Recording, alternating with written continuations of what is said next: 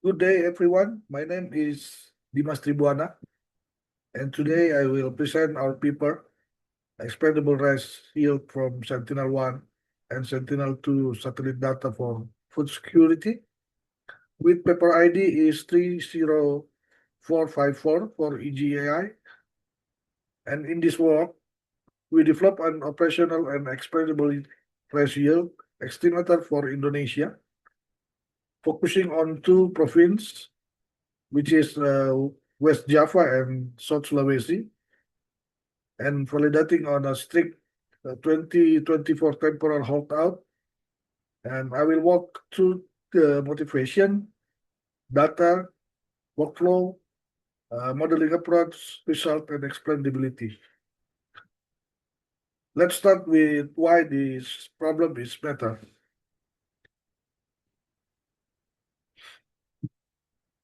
Best yield is a key signal for food security planning.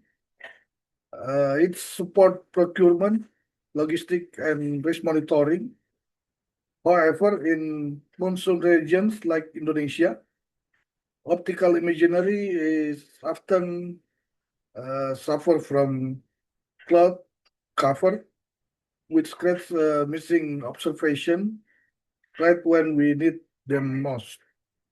So we need a system that can still work reliability using cloud robust signal, and importantly, it must be auditable because decision based on yield estimate impact real operation. Our approach is fuse Sentinel-1, which work through clouds together with Sentinel-2 planology and weather reanalysis data while keeping the pipeline reproducible and explainable. Based on this motivation, here what we contribute.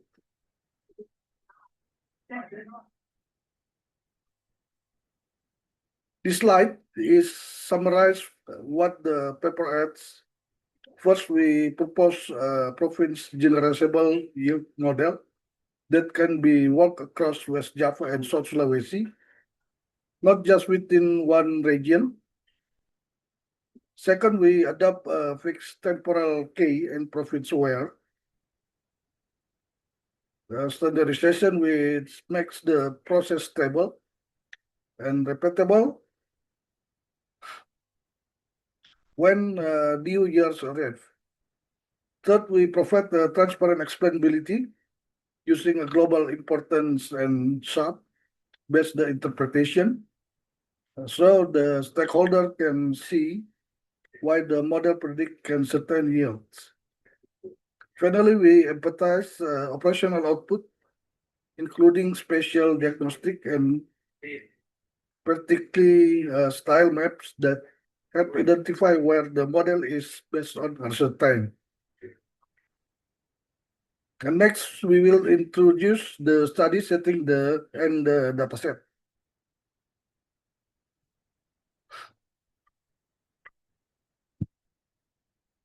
Here we define the study scope.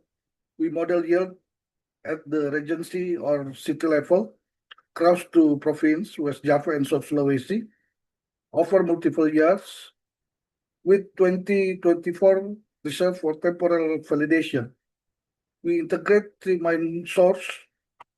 First, the Sentinel-1 SAR features VV and VH and temporal summaries. And the second, the Sentinel-2 and DVI penology features. And third is weather and reanalysis variable that capture environmental condition relevant to the rice growth. The key point is the dataset is prepared in the way that support cross-province learning and consistent annual inference, which is crucial for operation use. With the data defined, this is how the full pipeline works end to end.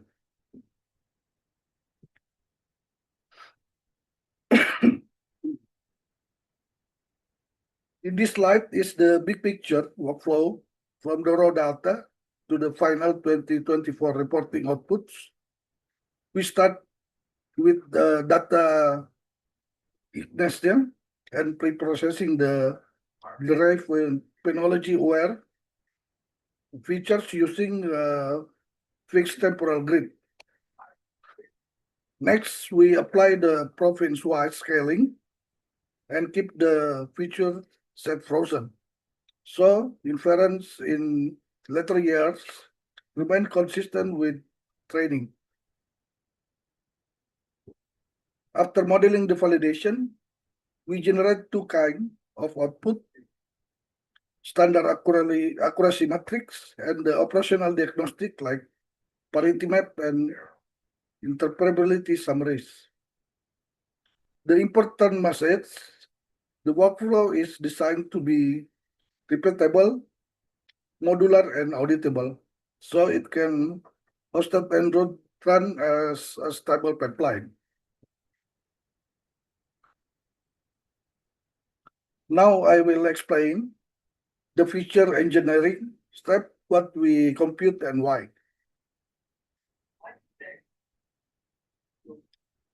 Here we focus on feature engineering. Instead using OPQ transformation, we use simple and auditable features that reflect phenology and condition. From ADVI, we extract signal like peak, integral, and seasonal behavior, like as green up, sense timing, because that's aligned with growth states. And from the Sentinel-1, SAR, VV and VTH provide the structure of moisture-related signal that remain available when under clouds.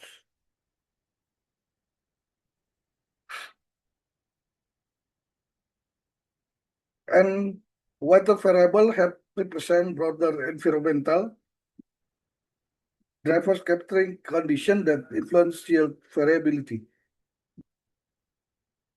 With feature prepared, the next step is modeling and validation design.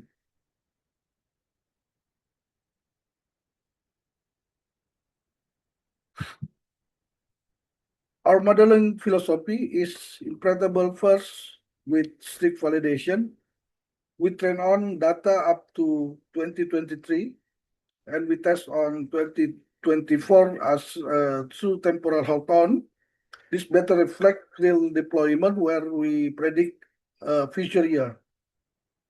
We also include province indicator that apply province-wide scaling so the model can learn Charlie pattern while respecting regional distribution. This setup is allow us to evaluate not only predictive performance, but also whether the model generalized across province under realistic operational constraints.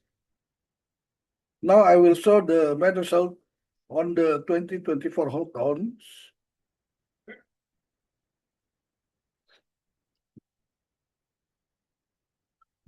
In this slide, this summarizes the performance of the joint model when tested on 2024.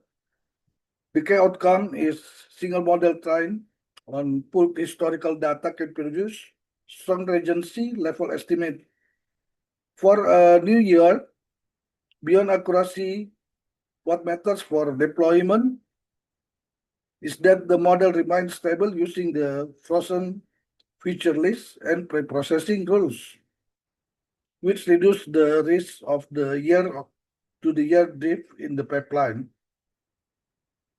Overall, this result is support our main claim that we can achieve operationally successful yield estimation with a design that remains expandable. But accuracy alone is not enough, so we examine spatial error patterns.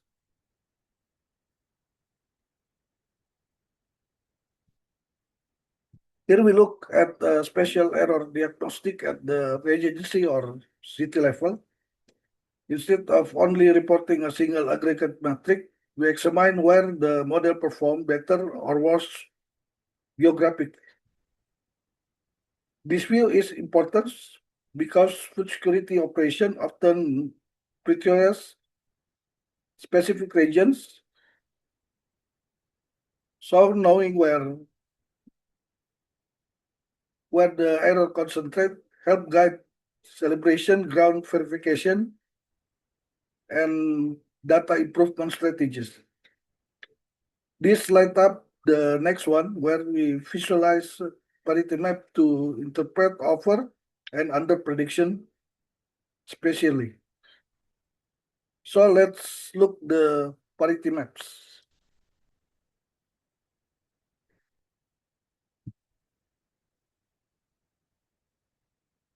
This slide is visualized where the model over or under predict in 2024.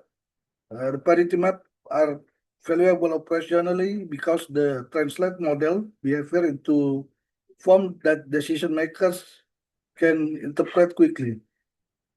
In a region consistently show positive bias, it suggests systematically overestimation. If it's so negatively biased, it suggests underestimation. We also examine absolute error maps to identify areas needing additional validation or strong local calibration. So this is not just visualization, it's tools to targeting operational flow up action. And after spatial diagnostic, we move to explainability, what drives the model globally. This slide is answer the question, which variable matters most across the whole dataset. We use a global importance methods to identify consistent drivers of yield.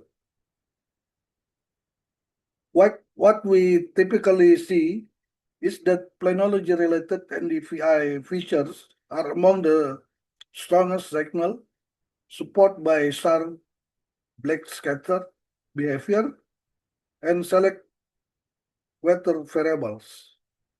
This is exactly we want to forecast.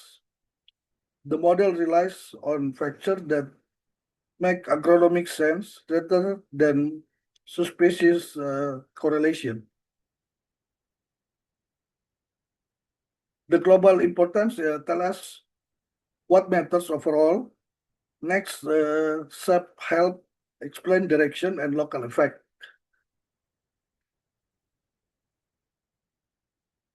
Here we use SAP to explain the direction and magnitude of the feature effect. This is important because stakeholders often ask, does higher NDVI peak increase yield prediction?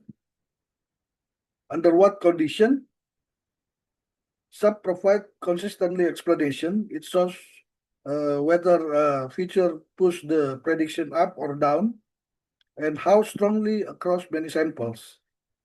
So we gain not just ranking, but interpretable behavior, which strengthen the case that model is suitable for operational food security context.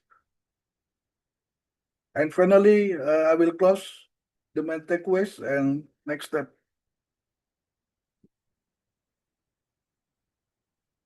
To conclude this study, present an operational and explainable rice yield estimation applied for Indonesia by fusing Sentinel-1 and Sentinel-2 NDVI planology and weather reanalysis using a strike 2024 temporal hold-down.